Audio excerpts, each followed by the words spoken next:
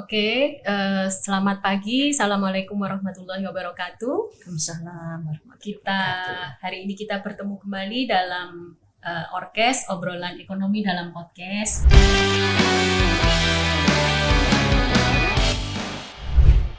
Kehadiran narasumber kita yang luar biasa hari ini ada Profesor Dr. Ety Susilowati. Beliau adalah guru besar di Fakultas Ekonomi dan Bisnis Universitas Negeri Malang, yang hari ini akan menyampaikan tema mengenai pemberdayaan masyarakat. Begitu ya, Prof ya? Salah. Oke, sehat ya Prof hari ini? Alhamdulillah sehat. Penjenengan juga begitu harus sehat. Ya. Sehat harus sehat Kalau karena produktif kalau iya, kita betul. bisa produktif kalau sehat. Karena minggu ini adalah pekan pertama perkuliahan di semester genap ini ya. Jadi kita harus sehat dan siap begitu. Baik Prof Ety, hari ini kita akan mendengarkan cerita dari Prof Ety mengenai pemberdayaan masyarakat. Sebelumnya kita mungkin perlu saya berikan prolog sedikit bahwa Prof Ety ini sangat kaya dengan pengalaman, penelitian dan pengabdian masyarakat, baik itu skema internal maupun eksternal, gitu ya Prof ya. Alhamdulillah. Nah, nanti di sini selain kita akan membahas pemberdayaan masyarakat, kita juga mungkin akan sedikit menyinggung mengenai bagaimana pengalaman Prof Ety saat melaksanakan penelitian maupun pengabdian masyarakat. Gitu. Monggo Prof, kami serahkan sepenuhnya waktu kepada Prof Ety. Matur nuwun Bu Farida. Assalamualaikum semuanya. Selamat pagi. Salam sehat semuanya. Karena kalau kita sehat, insya Allah kita bisa produktif begitu ya. Terlalu berlebih Bu Farida. Saya memang sudah tua, jadi kalau dilihat dari pengalaman, saya lahir dahulu ya tahun 63, sehingga pengalaman di bidang penelitian, pengabdian, pengajaran jelas lebih banyak daripada penjenengan. Dan kebetulan saya pernah memang diamanahi memegang LPPM-nya universitas lain begitu ya. Pada dasarnya kegiatan pembelajaran itu berawal dari riset, pengabdian, hasilnya mesti kan diabdikan ya, dan dibawa lagi ke pengajaran. Sehingga bahan-bahan pengajaran kita itu dinamis. Tapi kalau kita berhenti di cuma pembelajaran doang, itu tidak update ilmu kita, maka kita harus menjadi inherent itu. Pembelajaran, riset, and development, pengabdian, itu menjadi terintegrasi ya, komprehensif begitu kajian kita. Dan kebetulan memang saya alhamdulillah bisa sampai guru besar ya, itu karena semua kegiatan riset saya langsung saya abdikan. Baik itu melalui dana internal maupun eksternal perguruan tinggi. Nah, dari kegiatan penelitian, pengabdian itu langsung saya tulis dalam bentuk buku. Alhamdulillah saya punya buku. Jadi kegiatan riset pengabdian itu luarannya luar biasa. Ada artikel, ada buku, ada HKI, dan sebagainya. Ini saya bawa ke dalam kelas untuk pembelajaran, mengupdate tema-tema pembelajaran gitu Bu. Nah, intinya di sini saya lebih fokus pada pemberdayaan masyarakat ya, karena kajian saya memang pengentasan kemiskinan, pemberdayaan masyarakat begitu. Saya lihat dari berbagai pengalaman saya yang sudah alhamdulillah sudah 35 tahun menjadi tenaga pengajar. Pada dasarnya orang-orang, kebanyakan masyarakat kita itu memiliki potensi yang luar biasa, baik itu di desa maupun di kota.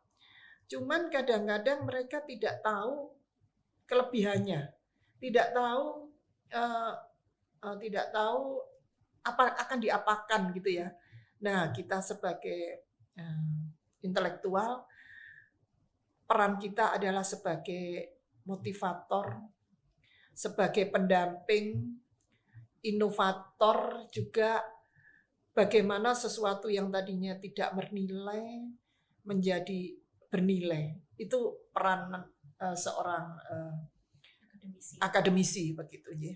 Nah, untuk apa tujuannya? Jelas untuk menyiapkan masyarakat atau juga peserta didik ya di dalam perkuliahan ya, di dalam lembaga formal, agar dia itu mampu secara aktif berpartisipasi ya, pada setiap program apapun, program pemerintah atau program-program yang ada gitu ya, untuk meningkatkan kualitas hidupnya.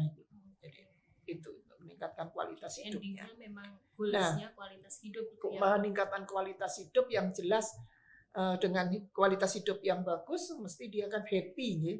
Maka sekarang indeks kebahagiaan itu menjadi salah satu indikator pembangunan sebuah negara. Kalau dulu indikatornya cuma GDP, income per kapita, kayak gitu, sekarang ditambah indeks. Happiness index. Iya, indeks kebahagiaan. Nah ini, dan kita tahu indeks kebahagiaan itu ternyata di dunia ini yang paling bahagia orang-orang Eropa malah, saya lihat. Iya, orang Eropa. Mungkin kita bisa melihat Jepang, Korea pertumbuhan ekonominya tinggi, ternyata indeks kebahagiaannya rendah justru. Makanya banyak orang bunuh diri dan sebagainya, stres. Nah, di Eropa berdasarkan yang diransir oleh Bank Dunia juga, itu ternyata paling tinggi indeks kebahagiaannya orang Eropa. Mungkin penduduknya sedikit dan dia negara welfare state ya, jadi mungkin udah enggak memikirkan kehidupan hari tuanya. Jadi itu yang mungkin akan kita raih gitu ya. Nah, pemberdayaan seperti itu Ibu. Jadi basisnya adalah peningkatan pengembangan komunitas. Jadi nggak mungkin kita memberdayakan orang terus luas society, tapi berkelompok komunitas, karena tiap komunitas itu memiliki kesamaan kepentingan, atau yang kita biasa sebut adalah interest ya, community interest. Ada di komunitas itu ada juga common needs, jadi kebutuhannya itu beda dengan komunitas yang lain. Jadi makanya target sasaran pembangunan kita itu lebih ke komunitas, bukan society. Kalau society itu terlalu masyarakat ya, terlalu luas, sehingga dia tidak bisa mengembangkan potensi-potensi yang ada di dirinya, di institusi. Di situ kan di tiap komunitas memiliki pranata sosial istilahnya, Bu. Jadi itu yang harus kita kembangkan menjadi modal dasar untuk mengembangkan komunitas gitu ya. Nah, sehingga pemberdayaan itu sama dengan community development, mengembangkan community development dan berbasis pada community based development. Sehingga komunitas itu juga berfungsi sebagai community driven development.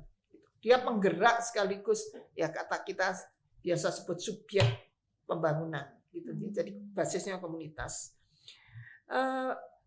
Tujuannya pemberdayaan apa? Ya untuk bina manusia yang pertama, bina usaha, bina lingkungan, dan sekali lagi jangan lupa bina kelembagaan. Jadi nggak mungkin manusia berkualitas tanpa adanya usaha ya, tanpa adanya finansial, tidak didukung finansial. Maka bina manusia, bina usaha, lingkungan juga begitu, harus mendukung. Dan juga sekali lagi kelembagaan penting, karena kelembagaan ini efektif untuk menyuarakan ya, untuk menyuarakan problem-problem dia, terus kebutuhan dia. Maka sepintar apapun orang itu memiliki idealisme yang tinggi pun kalau tidak melembaga nggak efektif katanya. Makanya banyak orang pintar-pintar masuk parpol. Ngapain masuk parpol? Karena dia efektif untuk menyuarakan gitu ya. Pendekatannya macam-macam, Bu. Ada community based learning, ada pendekatan OFUP ya, one village one product, ada juga pendekatan helix. Helix pun ada triple helix, pentahelix, ada quadruple helix, quintuple helix. Jadi macam-macam Bu. Gitu. Metodenya ada pelatihan, pendampingan, ada field trip, penyuluhan, dan sekali lagi ketika kita melakukan pemberdayaan masyarakat itu, tadinya triple helix nih. Triple helix itu cuma akademisi, pemerintah sama Dudi. Di mana inovatornya adalah akademisi, pemerintah sebagai fasilitator, dan Dudi itu sebagai implementator ya. Jadi dia yang hasil riset-riset itu. Tapi berkembang menjadi pentahelix di mana ada masyarakat, karena masyarakat sebagai subjek juga gitu, ini subjek pembangunan, maka dia harus dilibatkan. Yang kelima adalah media. Media itu penting juga Ibu. Gitu ya. Nah, itu berkembang terus lah. Lantas pemerintah banyak menelurkan peraturan-peraturan Bu yang mendukung itu, misalnya CSR. Itu menurut undang-undang yang saya tahu, Undang-Undang Nomor 40 tahun 2007 dengan undang-undang PT-nya itu mewajibkan perusahaan-perusahaan yang mengeksploitasi sumber daya alam itu menyalurkan 3% dari keuntungannya untuk CSR. Ada juga untuk BUMN itu PKBL, program kemitraan bina lingkungan. Itu setelah tadi bina usaha, usahanya langsung dikasih modal Bu dengan bunga yang rendah, langsung nanti itu Pertamina, biasa BUMN, PLN, itu semua melakukan itu. Itu Bu. Jadi menyenangkan sekali karena kita orang ekonomi pembangunan, kalau nggak diimplementasikan di lapangan, rasanya ilmunya di awang-awang gitu Bu. Betul. Yes. Menarik sekali Prof apa yang disampaikan.